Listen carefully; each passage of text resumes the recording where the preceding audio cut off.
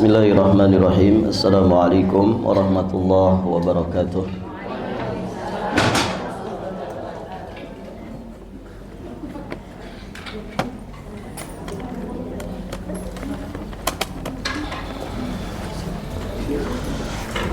Innal hamdalillah nahmaduhu ta'ala wa nasta'inuhu wa nastaghfiruh wa nastahdihi wa natubu ilaih wa na'udzu billahi min syururi anfusina wa sayyiati a'malina may yahdihillahu fala mudilla lahu wa may yudlil fala hadiyalah. Asyhadu an la ilaha illallah wahdahu rabbi la syarika lah wa asyhadu anna Muhammadan abduhu wa rasuluh amma ba'd. Allahumma inna nas'aluka ilman nafi'an wa rizqan tayyiban wa amalan mutaqabbala. Allahumma 'allimna ma yanfa'una wanfa'na bima 'allamtana wa zidna ilman. Para hadirin akhwat wa mahat fillah rahimani wa rahimakumullah. Alhamdulillah, kita bersyukur kepada Allah. Pada kesempatan ini insyaallah kita akan melanjutkan pembacaan kitab Fiqhus Sunnah lin Nisa wa ma yajibu an ta'rifahu kullu muslimatin min ahkam, karya Syekh Abu Malik Kamal bin As-Sayyid Salim hafizahullahu ta'ala wa ra'ah. Kita masuk di pembahasan tentang al-udhiyah, penyembelihan hewan kurban. Betul yang ini?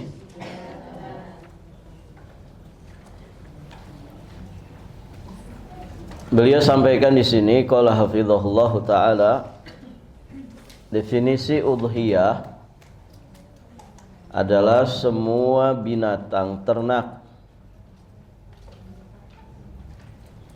atau bahimatul an'am yang disembelih pada hari nahar.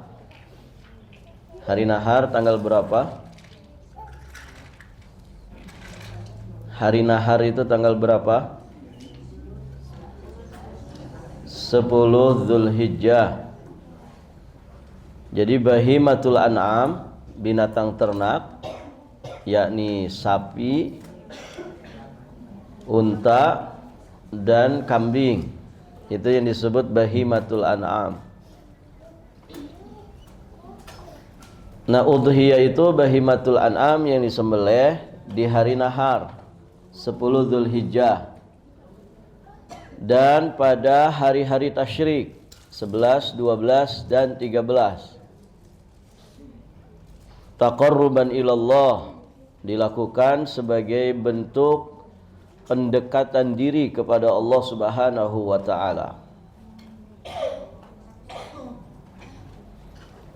Dan jenis hewan yang dikatakan bahimatul an'am itu tidak boleh selain unta, sapi, atau kambing. Jadi ayam, bebek tidak boleh. Barakallahu fikum. Kelinci tidak boleh. Dia hanya 3 jenis ini saja: unta, sapi, atau kambing. Hukumnya apa udhiyah ini? Kurban ini hukumnya apa? Jumhurul ulama memandang bahwa penyembelihan hewan kurban itu hukumnya sunnah. Dalam rangka meneladani perbuatan Nabi sallallahu alaihi wa alihi wasallam sebagaimana disebutkan dalam riwayat Anas bin Malik radhiyallahu taala anhu yang dikeluarkan oleh Imam Al-Bukhari dan juga Imam Muslim. Disebutkan oleh Anas bin Malik, dhahan Nabiyyu sallallahu alaihi wa alihi wasallam bikabsyaini amlahain fara'aituhu wadi'an qadamahu ala sifahihima yusammi wa yukabbir fadhabahahuma biyadihi. Nabi SAW menyembelih 2 kambing gibas yang gemuk, amlahain. Kemudian kata Anas, aku melihat beliau meletakkan kaki beliau pada bagian samping kepala kedua kambing itu. Seraya beliau menyebut nama Allah, yakni ngucapin bismillah, dan juga beliau bertakbir Allahu Akbar. Bismillahi Allahu Akbar, itu doa menyembelih. Lalu beliau menyembelih kedua kambing itu dengan tangan beliau sendiri. Nah, inilah keteladanan yang dicontohkan oleh Nabi sallallahu alaihi wasallam. Kemudian dari Ummu Salamah radhiyallahu taala anha, bahwasannya Nabi sallallahu alaihi wasallam beliau bersabda, "Idza dakhalatil ashru wa arada ahadukum an yudhhiya fala yamassa min sya'rihi wa basyarihi syai'an." Apabila sudah masuk 10 hari pertama Dzulhijjah dan salah seorang di antara kalian berniat untuk menyembelih hewan kurban, maka janganlah dia menyentuh atau mencukur rambutnya dan memotong kukunya. Taib, ibu-ibu yang dirahmati Allah. Jadi ini diantara adab bagi mereka yang akan berkurban. Mereka menahan diri dari motong kuku, dari cukur rambut ketika masuk awal bulan Dzulhijjah. Taib, ibu-ibu yang dirahmati Allah.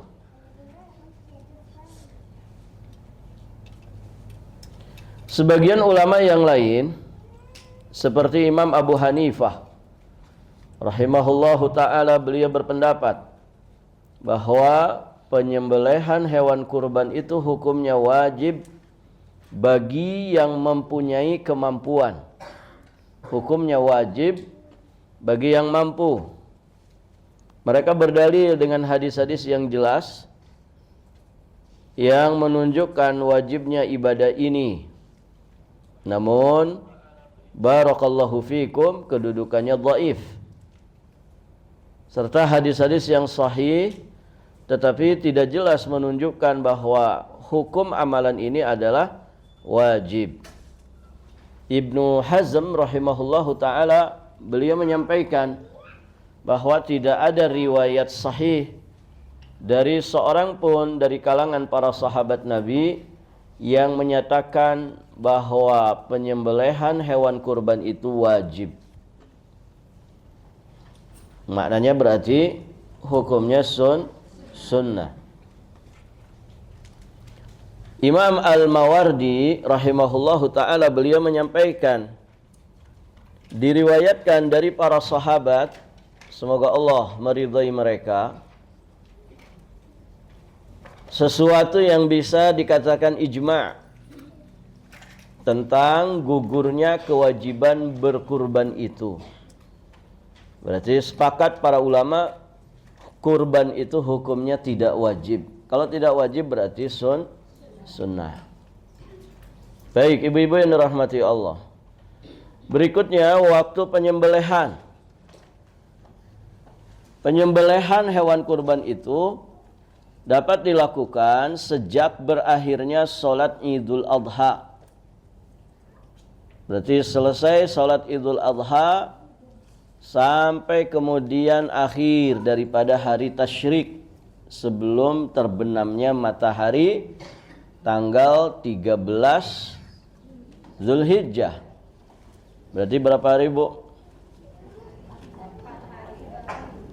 Tanggal 10 habis sholat, 11, 12, 13, 4 hari.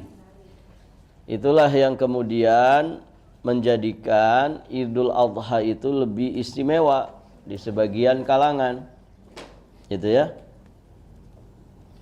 Kalau di Arab sana Idul Adha itu lebih heboh, lebih meriah daripada Idul Fitri. Kalau di kita kebalikannya.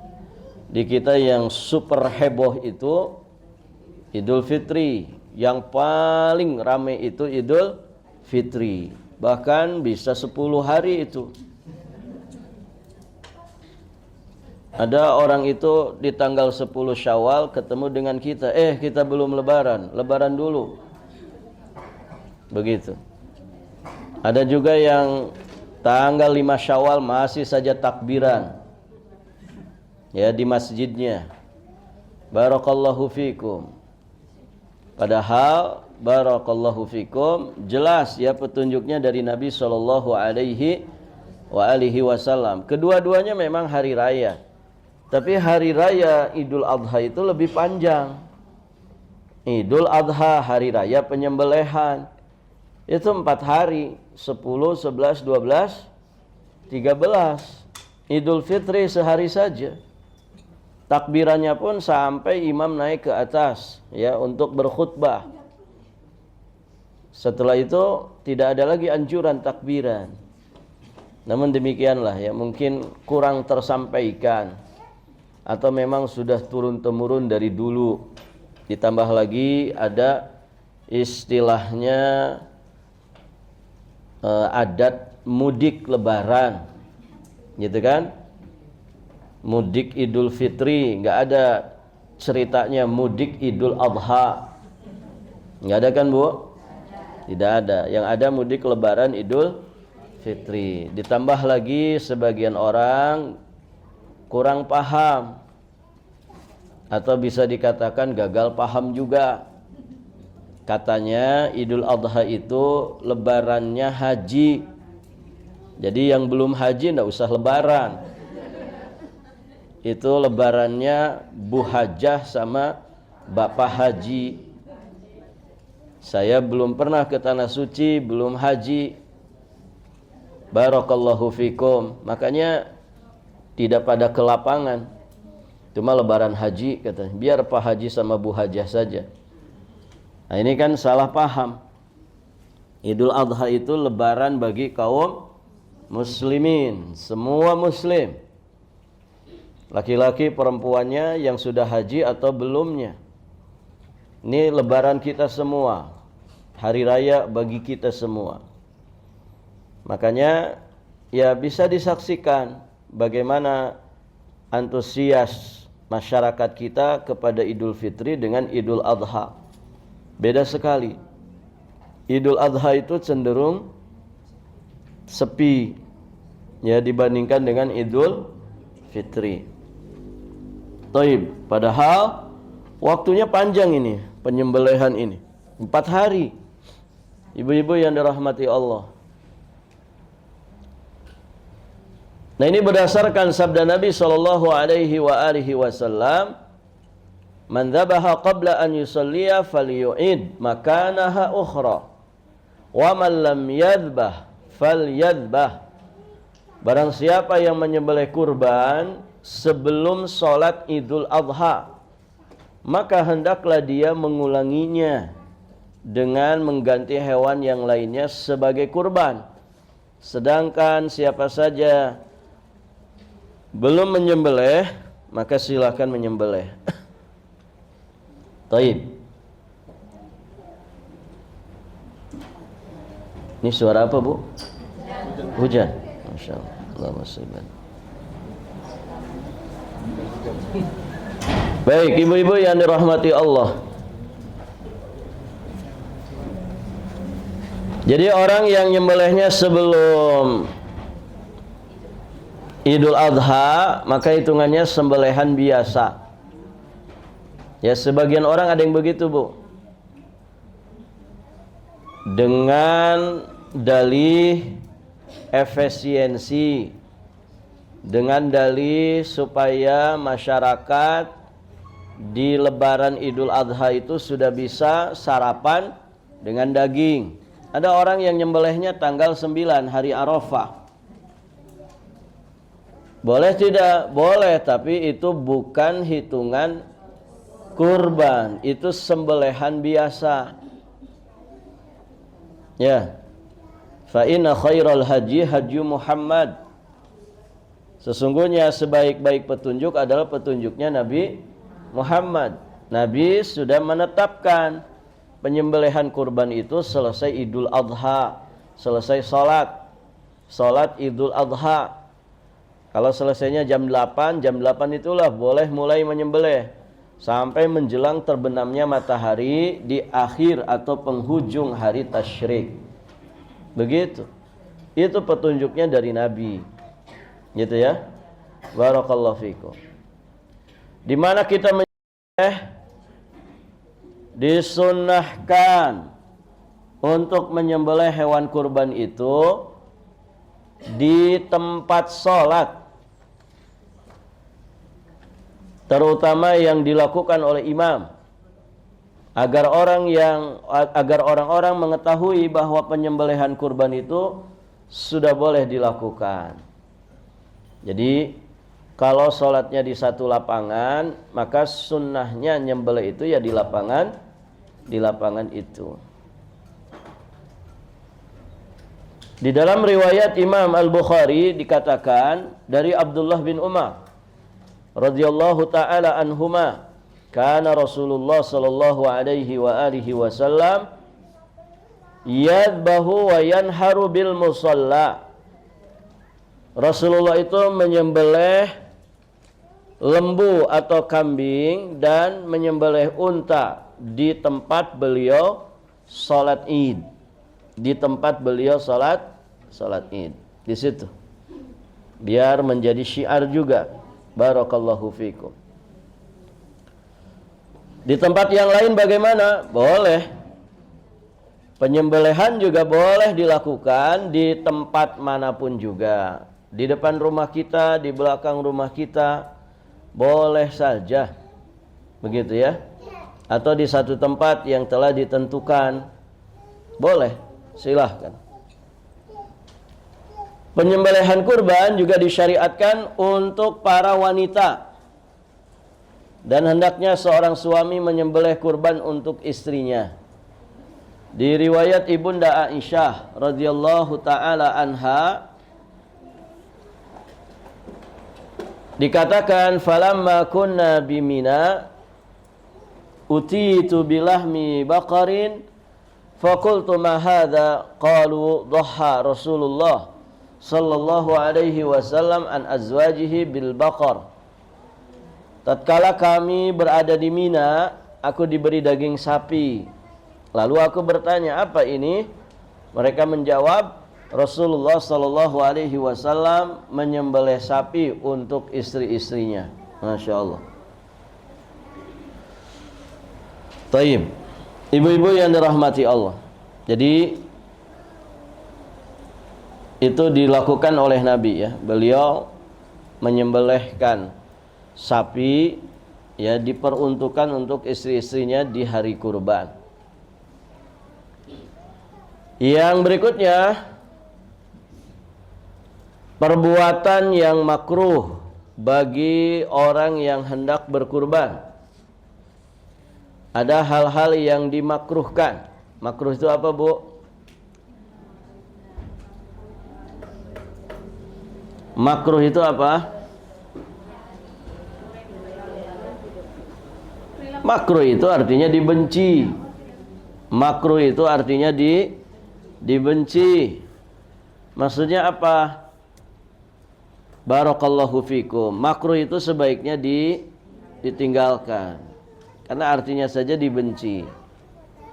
Tidak dosa tapi tidak disukai. Tidak apa-apa tapi apa-apaan. Gitu ya. Tidak usah dikerjakan. Taib, ibu-ibu yang dirahmati Allah. Apabila seorang perempuan hendak berkurban, Jika sudah masuk awal bulan Dzulhijjah, hendaklah dia tidak mencukur rambut di seluruh tubuhnya. Mana rambut yang biasa dicukur? Rambut yang mana, Bu? Pokoknya rambut-rambutan yang memang biasa dicukur. Nah, itu jangan dicukur. Mau yang di atas, mau yang di bawah, mau yang di tengah, gitu ya. Barakallahu fikum. Demikian pula tidak boleh mencabut kuku. Maksudnya gunting kuku, motong kuku. Taib, ibu-ibu yang dirahmati Allah. Mulainya kapan? Mulainya saat kita masuk awal bulan Dzulhijjah. Berarti ketika terbenam matahari di penghujung bulan Dzulqa'dah. Gitu, tahan sudah. Makanya ya bersih-bersih saja dulu menjelang masuk 10 Dzulhijjah. Kalau memang dikhawatirkan nanti terlalu panjang ketika kita nunggu sampai disembelihnya hewan kita. Baik, ibu-ibu yang dirahmati Allah, ya terkadang juga risih kan? Orang yang kukunya biasa pendek, kalau panjang itu pasti risih.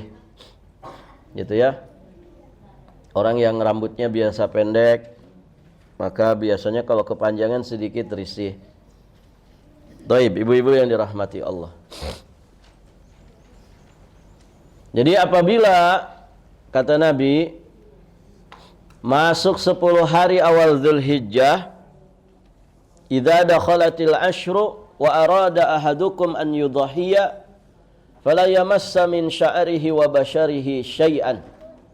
Apabila sudah masuk 10 hari awal bulan Dzulhijjah dan salah seorang di antara kalian berniat untuk menyembelih kurban, maka janganlah dia menyentuh, maksudnya janganlah dia mencukur rambutnya dan memotong kukunya.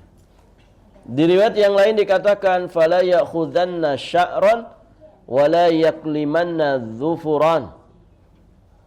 Maka jangan sekali-kali dia mencukur rambutnya, jangan pula motong kukunya. Larangan ini hukumnya makruh. Menunjukkan hukum makruh, bukan haram. Dasarnya apa? Riwayat dari Ibunda Aisyah radhiyallahu taala anha. Fataltu qalaida haji Rasulillah sallallahu alaihi wasallam biyadai. Thumma qalladaha Rasulullah sallallahu alaihi wasallam biyadihi. Thumma ba'atha biha ma'a abi falam yahrum ala Rasulillah sallallahu alaihi wasallam syai'un ahallahu Allahu lahu hatta nuhiral hadyu. Jadi kata Ibunda Aisyah, aku mengikatkan kalung pada binatang kurban Rasulullah sallallahu alaihi wasallam dengan tanganku.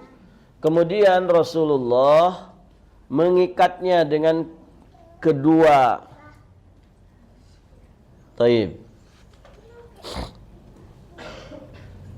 dengan kedua tangannya, lalu mengirimnya bersama binatang kurban bapakku. Dikirim bersama binatang kurbannya Abu Bakar. Maka tidak diharamkan atas diri Rasulullah sallallahu alaihi wasallam sesuatu yang Allah sudah halalkan untuk beliau sampai binatang kurbannya disembelih. Nah, di sini menjadi petunjuk bahwa batasan untuk memotong, menahan diri dari motong kuku, cukur rambut itu dari awal Dzulhijjah, ya saat terbenamnya matahari di penghujung Dzulqa'dah sampai barakallahu fikum, batasannya itu sampai disembelihnya hewan kurban dia. Berarti kalau disembelih di hari pertama tanggal 10 Dzulhijjah, selesai disembelih maka boleh potong kuku, cukur rambut. Gitu Ibu ya. Itu batasannya. Kemudian di sini beliau sampaikan bahwa seekor kambing itu sudah mencukupi sebagai hewan kurban bagi seseorang beserta keluarganya. Jadi satu keluarga misalkan satu ekor kambing atas nama ya suaminya saja atau bapaknya, maka itu sudah mencukupi satu keluarganya. Karena mereka akan berserikat di dalam pahalanya. Begitu Ibu ya. Dari Abu Ayyub Al-Ansari radhiyallahu taala anhu beliau berkata, "Kana ar-rajulu fi ahdi an-nabiy sallallahu alaihi wasallam yudahhi bisyati anhu wa an ahli baitihi fayakuluna wa yut'imuna thumma yatabaha an-nas fasara kama tara." Seorang laki-laki pada masa Nabi sallallahu alaihi wasallam menyembelih seekor kambing untuk dirinya dan untuk anggota keluarganya. Lantas mereka pun makan dan juga memberi makan orang lain. Kemudian orang-orang berlomba dan berbangga dengan binatang sembelihan, sehingga keadaannya menjadi seperti yang kau lihat saat ini. Barakallahu fikum. Taib, ibu-ibu yang dirahmati Allah, di sini sejatinya ada peringatan, ya. Ada peringatan supaya kita itu menjaga niat, menjaga kualitas ikhlas saat kita itu berkurban. Begitu. Makanya di ayatnya juga kan tegas, fasalli. Lanjut Ibu. Dah hafal suratnya? Fasalli li rabbika wanhar, dan salatlah dan bernaharlah li rabbika, hanya kepada dan untuk Rabbmu. Salatlah dan bernaharlah. Nahar itu penyembelihan kurban. Nah, li rabbika, kalimat li rabbika ini petunjuk supaya kita mengikhlaskan ibadah kurban ini.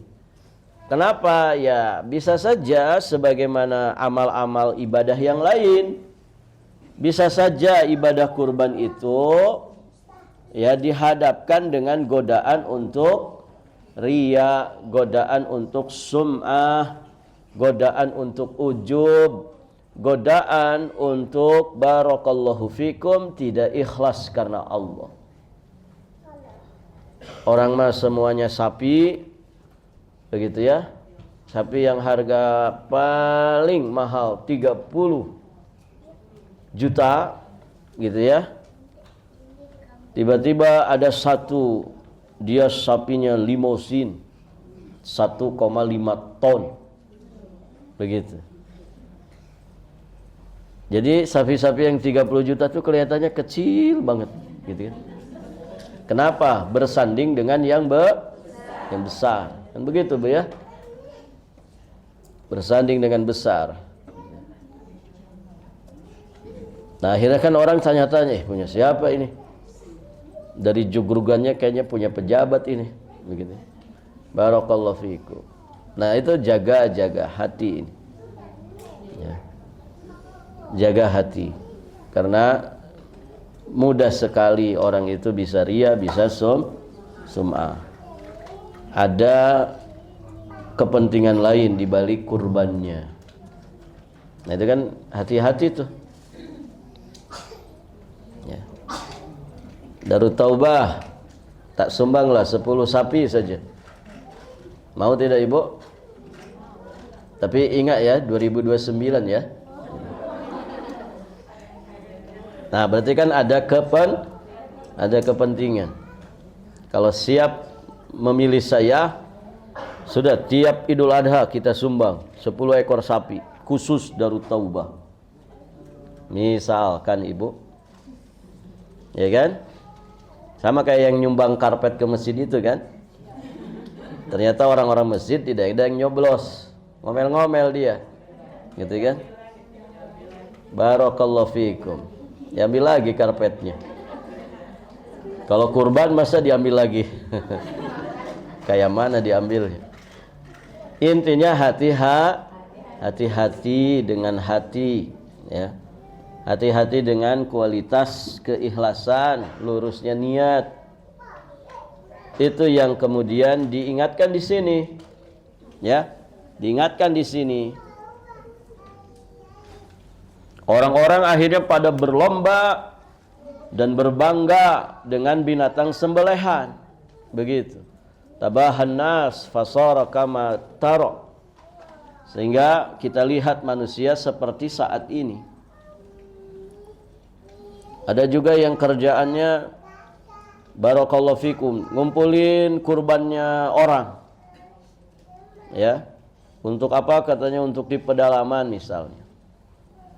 Ternyata yang disembelih cuma satu, padahal orang nyumbang sampai 10 ekor sapi. Kemana sisanya? Nah itu dia. Berarti kan dia punya kepentingan di balik pengumpulan kurban itu. Ya. Dan ini berbahaya. Ibu-ibu yang dirahmati Allah. Berikutnya, sudah mencukupi dalam ibadah kurban itu jika 10 orang berserikat untuk kurban seekor unta. Unta itu bisa sampai 10 orang. Kalau harganya 50 juta, berarti 10 orang, satu orangnya berapa? 5 juta. Begitu. Sebagian mengatakan 7. Unta juga sama seperti sapi, 7 orang.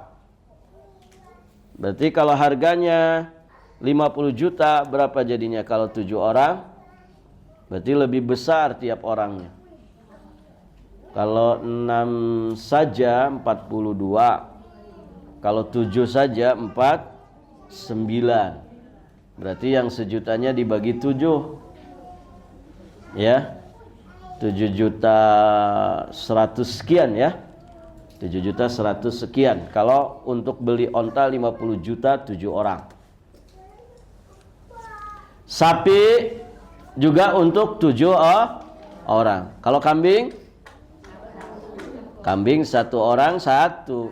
Tapi dia bisa menserikatkan pahalanya untuk seluruh keluarganya. Nanti yang urunan sapi 7 orang pun masing-masing orangnya satu-satunya dari 7 orang itu dia juga boleh meniatkan pahalanya untuk seluruh anggota keluarganya, hayyan wa mayyitan, yang masih hidup ataupun yang sudah meninggal dunia. Begitu. Barakallahu fikum. Kalau sapi, 1 ekor sapi urunan 1 RT. 1 RT misalkan ada totalnya misalkan 500 orang. Harga sapinya 30 juta. 30 juta dibagi 500 orang berapa? Misalkan ini.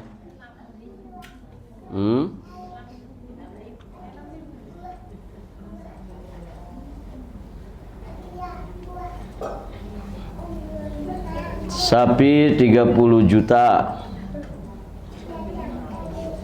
dibagi 500 orang, 60.000. Urunan 60.000. Boleh bu? Nah, boleh, kebangetan nih, kebanyakan ya. Nggak modal ini ya. Kebanyakan 500. 7 orang saja. Kalau kurang dari 7 boleh? Misalkan 3 orang saja. Boleh bu? Gimana cara baginya?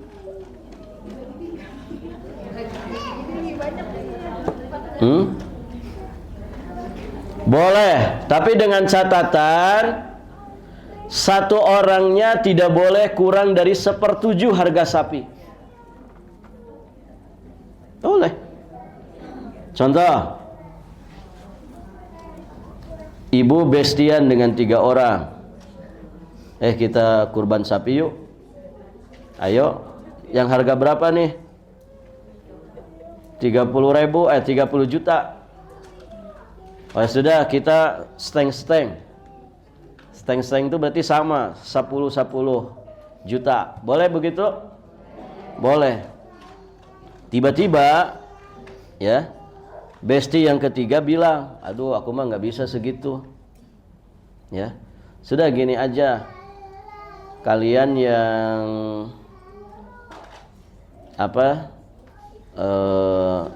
aku punyanya 2 juta misal. Berarti 28 kalian bagi 2, aku 2 juta saja. Misalkan ini Bu, ini contoh. Berarti besti 1, besti 2 itu 14 juta sewang. Sehingga terkumpul 28. Besti ketiga cuman 2 juta. Boleh Bu? Boleh tidak? Tidak boleh. Kenapa? Karena yang besti 3 ini nih, dia kurang dari 1/7 harga sapi itu. Kalau 30 juta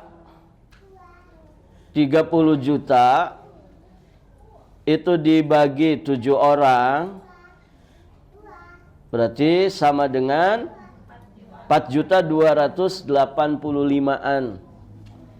Begitu kan? Kalau dibagi 7 kan maksimalnya tuh 7. Berarti kalaupun yang ketiga tadi dia tidak punya banyak uang, sudahlah saya mah 4.300.000 saja. Sisanya kalian. Begitu. Bisa dipahami ini? Nah, jadi tidak boleh kurang dari 4.200.000 sekian karena harga sapinya 30 juta. Kalau harga sapinya 21 juta, berarti jangan kurang dari 3 juta. Ya. Begitu kalau cara ngitung kalau urunannya kurang dari 7 orang. Itu Bu ya. Misalkan cuma ada 6 orang. Ya boleh, tinggal dibagi saja, disepakati, tapi minimal masing-masing itu ya dia mengeluarkan dana sebesar 1/7 harga sapinya. Begitu. Jadi kalau 6 orang boleh 3, 5 orang berarti 15. Nah, sisanya berapa Bu? 5 orang berarti 2 orang lagi dia 6 barakallahu fikum. Kan 6 orang ya. 5 orang misalkan 3 juta berarti terkumpul 15 juta. Berarti orang ke-6 dia harus mengeluarkan berapa? Supaya 21. Dia sendirian 6 juta. Atau boleh saja yang lain ada yang lebih dari 3 juta, silahkan saja. Ya, bisa 2 orang yang lebih dari 3 juta, bisa 3 orang. Intinya minimal dari yang urunan itu jangan sampai di bawah harga 1/7 sapinya. Barakallahu fikum. Ibnu Abbas radhiyallahu taala anha beliau berkata, "Kunna ma'a Rasulillah sallallahu alaihi wasallam fi safarin fahadaral adha fashtarakna fil hajuz fashtarakna fil jazur an asyarah wal baqarah an sab'ah." Hadisnya diriwayatkan oleh Imam At-Tirmidzi, disahihkan oleh Imam Al-Albani. Jadi kata Ibnu Abbas, kami menyertai Rasulullah dalam suatu perjalanan safar. Lalu Idul Adha tiba, lantas kami bersekutu dalam berkurban seekor unta untuk 10 orang dan seekor sapi untuk 7 orang. Gitu Bu ya. Barakallahu fikum. Di sini ada mulahadzah, ada catatan. tidak disyaratkan bahwa 7 orang yang bersyirikat untuk berkurban seekor unta atau sapi itu harus berasal dari satu kampung. Jadi boleh yang 3 orangnya orang sini, orang Untri, kemudian yang 4 orangnya orang kampung baru. Boleh? Boleh. Dan mesti satu kampung. Boleh yang 4-nya dari kampung baru, yang 3-nya dari kampung Madinah, gitu ya. Boleh. Sama-sama kampung. Atau bertujuh, ya, 3 orangnya dari kampung baru, 3 orangnya lagi dari kampung timur, ya, 1 orangnya dari kampung Madinah, ya. Boleh.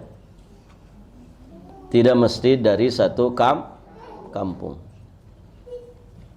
Karena para sahabat Nabi yang berserikat dalam kurban itu berasal dari berbagai kabilah yang berbeda-beda. Ya dulu mah per kabilah. Kabilah Bani apa, nanti mereka ngarumpul di satu rumpun. Nanti jarak sekian kilo ada lagi rumpun Bani apa lagi. Begitu. Yang kedua, tidak disyaratkan pula bahwa semua orang yang berserikat dalam kurban itu harus berniat kurban. Sehingga andai kata sebagian dari mereka berniat untuk menjual dagingnya, bukan untuk kurban, maka itu pun diperbolehkan menurut jumhurul ulama. Karena bagian setiap orang itu dianggap sesuai dengan niatnya, bukan dengan niat orang yang lainnya. Karena kan nanti ada bagiannya masing-masing begitu. Tapi ya eman-eman ibu, kalau idul kurban ikut nyembelih patungan tapi tidak niat kurban, atau eman-eman mending niatkan kurban aja, ya kan? Tapi kalau ada kasus seperti itu, maka itu diperbolehkan. Allahu a'lam bissawab. Barakallahu fikum. Baik ibu-ibu, sampai di sini saja pelajarannya. InsyaAllah ta'ala nanti kita lanjutkan di kesempatan berikutnya. Semoga apa yang kita bahas bermanfaat. Kita akhiri dan kita tutup dengan doa kafaratul majlis. Subhanakallahumma bihamdik, asyhadu an la ilaha illa anta, astaghfiruka wa atubu ilaik. Assalamualaikum warahmatullahi wabarakatuh.